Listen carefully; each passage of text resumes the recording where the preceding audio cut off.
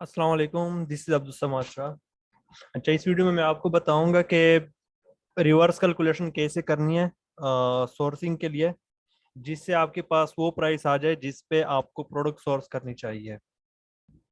वैसे तो हम नॉर्मली अमेजोन FBA कैलकुलेटर में जाते हैं, वहाँ पे प्राइस डाल देते हैं और जो है ना फिर कैलकुलेट कर लेते हैं, या फिर यहाँ पे हम जो है ना प्रोडक्ट कॉस्ट भी डाल लेते हैं और फिर देखते हैं कि क्या आता है। सही है। सेम आप हीलियम 10 में कर सकते हैं। हीलियम 10 का आप यहाँ पे जो है ना प्रॉफिटेबिलिटी कैलकुलेटर स्टार्ट कर लें ये, और वो आपको बता देगा कि क्या सिचुएशन है। तो ये तो सही है, लेकिन मसला क्या है? मसला जो है ना ये है कि आप जो है ना आपका टारगेटेड प्रॉफिट क्या है, और उसके लिए जो है ना आप प्राइस कैसे कैलकुलेट करें। प्राइस नहीं, सॉरी, लैंडिंग कॉस्ट और फिर EXW कॉस्ट, कि मतलब फैक्ट्री से आपको किस प्राइस पे लेनी चाहिए, वो कैसे कैलकुलेट करें। तो उसके लिए जो है ना मैंने ये एक्सेल में बस कैलकुलेटर बनाया हुआ है। आप खुद भी बना सकते हैं। बस इस तरह ये लिस्ट डाल दें और प्राइस, फिर जो चीज़ें माइनस करनी है वो माइनस, जो प्लस वो प्लस करनी है। सही है।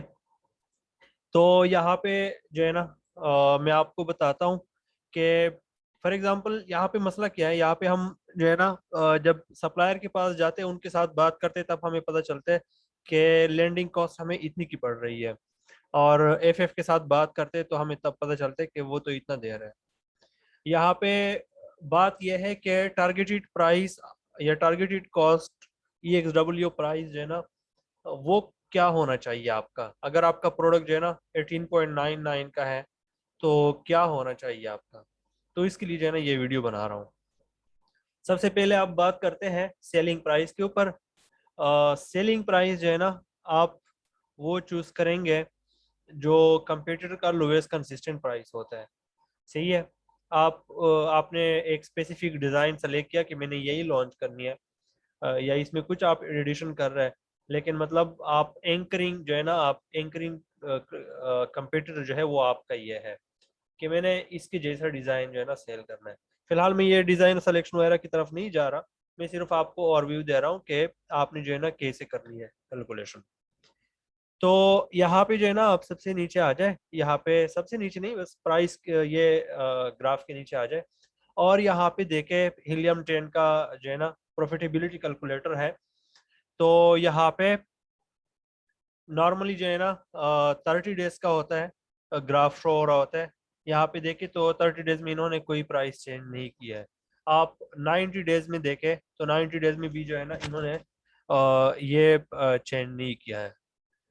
1 ईयर में आप आके देखे तो यहाँ पे जो है ना अभी इन्होंने ये प्राइस चेंज किया है, लेकिन आप यहाँ पे देखे तो ये 20.99 तक भी आया है।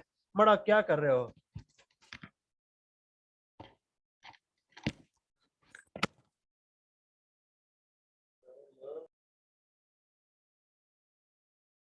तो यहाँ पे देखे 1 ईयर में आ जाए तो यहाँ पे 20.99, और यहाँ पे और नीचे आ जाए तो यहाँ पे इन्होंने 19.99, मतलब यहाँ से इन्होंने नियर अबाउट 19.99 से स्टार्ट किया था। तो लोएस्ट कंसिस्टेंट प्राइस जो है ना हम इसको लेंगे। सही है, 19.99 को। सही है। और मैं तो कहता हूँ कि इससे भी $1 कम। तो यहाँ पे 18.99 हमने सेलेक्ट किया, या जो आपको टारगेटेड प्राइस मिला होता है आप वो सेलेक्ट करें। और फिर रेफरल फी जो है ना नॉर्मली 15% होता है, लेकिन यहाँ पे हम कैलकुलेट कर लेते हैं। तो इसका जो है ना एसन कॉपी करें और यहाँ पे FBA कैलकुलेटर में डाल दें, और फिर आपका प्राइस सही है जो हो। और फिर यहाँ पे देखेंगे तो 2.85, तो यहाँ पे भी 2.85 जो कि 15% मैंने लिया है, तो मतलब ये सही है। अब मालूम करते हैं FBA फी। ये तो FBA रेफरल फी हो गया।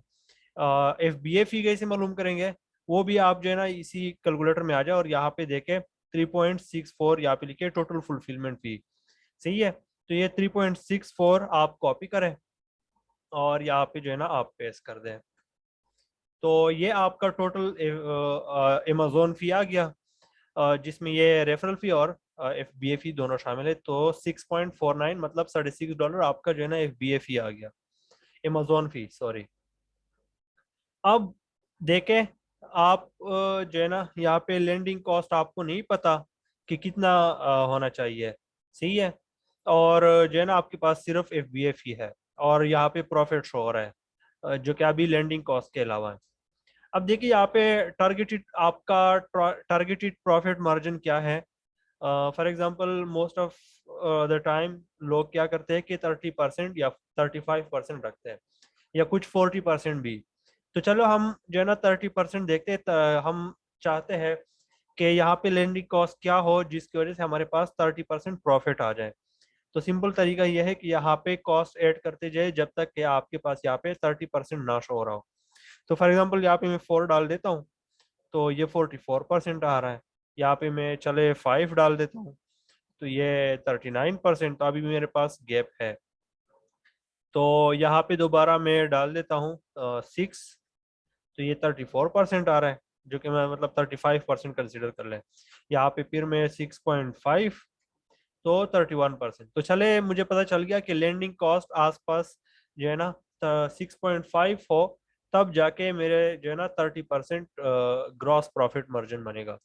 तो चले मुझे पता चल गया कि landing cost, targeted landing cost जो है ना वो 6.5% होना चाहिए, सॉरी डॉलर होना चाहिए। अब लैंडिंग कॉस्ट में आपकी ये 3 चीजें शामिल है, मोटा मोटा देख ले। वैसे छोटे देख ले तो इसमें जो है ना आपके ये एवेल्यूएशन वाले भी आ जाएंगे, क्या कहते हैं वो, इंस्पेक्शन, सॉरी हाँ इंस्पेक्शन और सैंपल एवेल्यूएशन। ये मतलब छोटे छोटे और कॉस्ट भी आ जाएंगे। वो भी आप टोटल करके मतलब जितने आप यूनिट्स फिर मंगवा रहे हो उस पर डिवाइड करें तो वो भी आपका पर यूनिट निकल आएगा। लेकिन हम फिलहाल जो है ना यहाँ पे इन्हीं को ले लेते हैं, सही है। आप उनको भी चाहे यहाँ पे फिर ऐड कर सकते हैं, जितने आपके टारगेटेड यूनिट्स है ना, तो उसके हिसाब से आप कर लें। फॉर एग्जांपल आपका मैं बता ही देता हूँ। फॉर एग्जांपल आपका जो है ना सैंपल एवेल्यूएशन का और ये इंस्पेक्शन का फॉर एग्जांपल 500 आ रहा है, $500, और आप 3000 यूनिट्स मंगवा रहे हैं, सही है।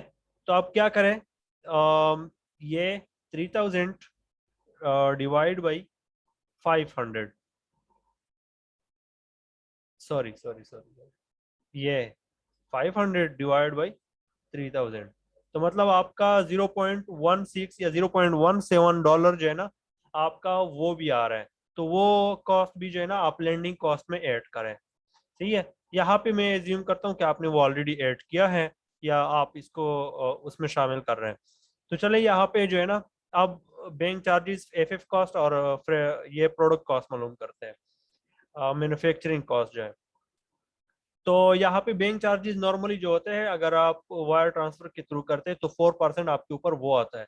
तो 4% मतलब ये है कि जितना ट्रांजेक्शन होगा उसका 4% अगर आप ले लें तो आपके पास आता है 0.626। मैं एहतियात के लिए 0.3 ले लेता हूँ। तो चलो $0.3 आपका जो है ना ये बैंक चार्जेस आ गए।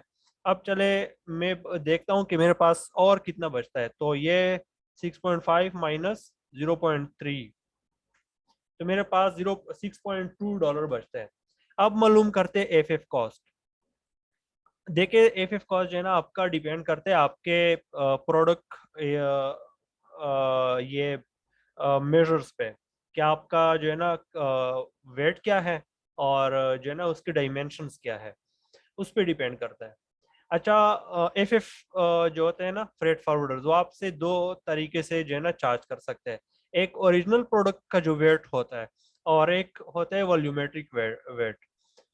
ओरिजिनल वेट जैसे कोई भी चीज आप तराजू पे रख लो तो जो उसका वेट है वो जो है ना उसका वजन कहलाता है। और वॉल्यूमेट्रिक वेट ये है कि उसके डायमेंशंस क्या है उस लिहाज से उसका वेट क्या बनता है।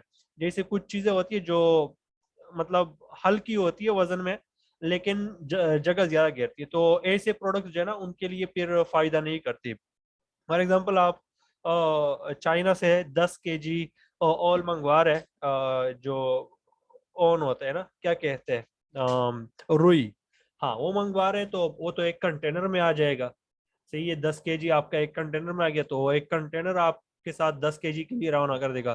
तो ऐसे प्रोडक्ट्स के लिए जो है ना वो क्या करते हैं कि वो जो है ना आपसे वॉल्यूमेट्रिक वेट चार्ज करते हैं, क्योंकि उसका वॉल्यूम के लिहाज से फिर वेट ज़्यादा आता है।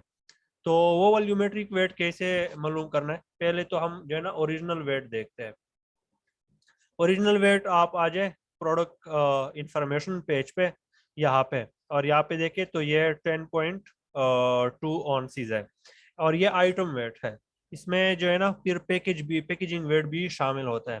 वो मैन्युफैक्चरिंग आपको कुछ पैकेज में तो बंद करके देगा ना, तो वो भी वेट भी उसमें शामिल होता है। तो लेकिन ये यहाँ पे आइटम वेट शो हो रहा है। तो चले ये 10.2 ऑनसीज को हम कन्वर्ट करते हैं केजी में। तो 10.2 ऑनसीज 2 kg आप लिख ले, तो यहाँ पे हो जाएगा आपका ये 0.28 kg आ रहा है, ठीक है, 0.29 kg आप जो है ना आपका आ रहा है।